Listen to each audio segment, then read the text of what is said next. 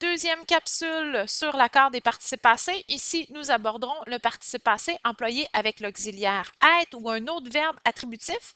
On appelle communément ce participe passé-là le PPE pour participe passé employé avec l'auxiliaire être. Ici, je veux juste que vous remarquiez que c'est le même type d'accord qui s'effectue, c'est la même règle si vous êtes en présence d'un verbe attributif autre que être, donc paraître, sembler, devenir, demeurer, rester, avoir l'air, passer pour, etc. Alors, on dit que le participe passé employé avec l'auxiliaire être s'accorde en genre et en nombre, toujours avec le noyau du sujet de la phrase. Alors, pour bien faire notre accord, première étape à suivre, c'est de trouver le sujet dans la phrase. Les deux manipulations par excellence pour trouver le sujet, on a l'encadrement par c'est qui si je suis devant un sujet qui est singulier et l'encadrement par ce sont qui si je suis devant un sujet qui est pluriel. Alors, ici, deuxième manipulation, donc qui n'est pas indiquée, je vais vous demander de prendre en note cette deuxième manipulation-là. Alors, je vais utiliser un style de ligne un peu plus petit. Voilà. Alors, deuxième manipulation par excellence, c'est le remplacement par un pronom. Donc, on peut remplacer le sujet par un pronom. Donc, le remplacement par un pronom. Je peux utiliser le pronom il si je suis devant un sujet bien sûr masculin. On voit le il au pluriel. Elle, sujet féminin pluriel. Et le cela, qui sont généralement les pronoms de remplacement les plus utilisés. Ici, mon premier exemple. L'alchimiste, le conte philosophique, a été écrit par Paulo Coelho. Alors, je tente d'encadrer mon sujet et je crois que c'est seul le titre du roman, L'alchimiste, qui est le sujet dans ma phrase. Alors, je fais c'est l'alchimiste qui, le conte philosophique, a été écrit par Paulo Coelho. Je vois très bien ici que ma manipulation de remplacement ne fonctionne pas. C'est pour ça que vous êtes en présence ici de l'astérisque qui nous permet d'indiquer au lecteur que cette phrase-là, elle est agrammaticale, qu'elle est non syntaxique. Alors, ici, l'encadrement, je poursuis, je tente de trouver mon sujet ici. C'est L'alchimiste, le conte philosophique qui a été écrit par Paulo Coelho. Ici, l'encadrement est bien réussi. On voit que ça se dit dans la phrase. À ce moment-là, mon sujet, c'est vraiment l'alchimiste, le conte philosophique. Et le noyau de ce sujet-là ici, conte, c'est un noyau masculin singulier, ce qui m'amène ici à écrit masculin singulier, donc l'accord est réussi. Allons-y pour un exemple que vous prenez en note qui est, en fait, c'est le même exemple que dans la première capsule, les commandes, les commandes passées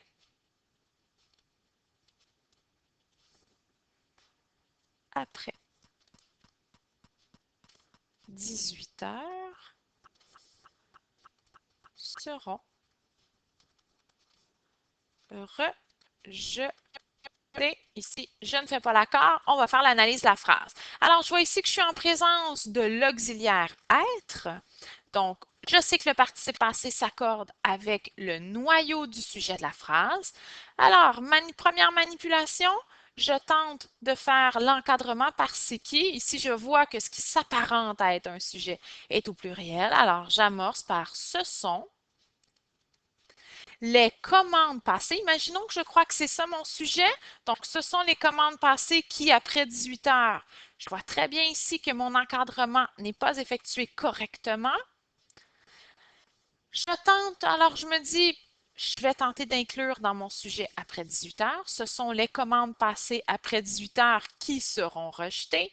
Ici, l'encadrement est complet, ce qui m'amène à bien identifier mon sujet ici, les commandes passées après 18 heures. Là, le noyau de mon sujet ici est commande, qui est féminin pluriel. Alors, mon participe passé va s'accorder féminin pluriel. Je peux même faire une flèche qui prouve que j'ai bien identifié le noyau du sujet dans ma phrase. Alors, ici, je peux également, comme je vous l'ai montré, faire un remplacement. Je remplace mon sujet par un pronom.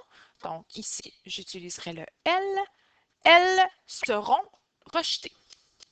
Alors, je vois ici, j'ai bien identifié mon sujet. Deuxième exemple. Vous inscrivez Jessie semble très fatiguée.